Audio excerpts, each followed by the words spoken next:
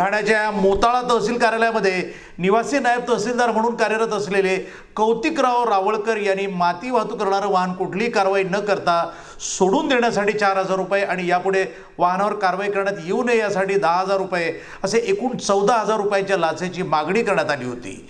यावरून बुलढाणा जिल्हा लाचलुचपत प्रतिबंधक विभागाच्या पथकानं सापळा रचला असता आरोपी कौतिकराव रावळकर यांना संशयानं आल्यानं त्यांनी ही रक्कम स्वीकारली नाही।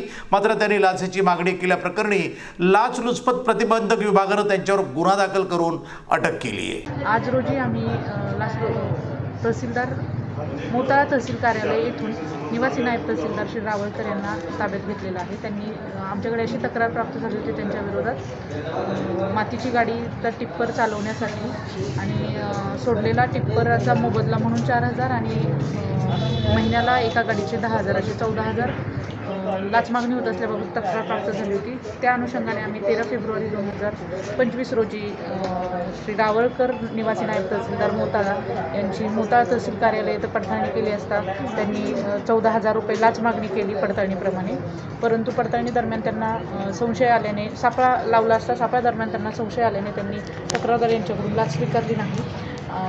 त्यामुळे आज रोजी त्यांना ताब्यात घेऊन मोताळा पोलीस स्टेशन येथे त्यांच्याविरुद्ध बोराखडी पोलीस स्टेशन येथे त्यांच्याविरुद्ध गुन्हा दाखल करण्याची प्रक्रिया चालू आहे।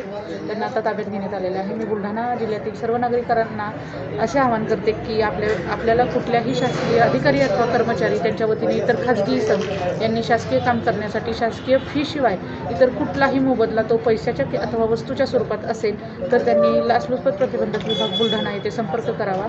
त्यासाठी आमचा टोल फ्री क्रमांक आहे 1064। धन्यवाद।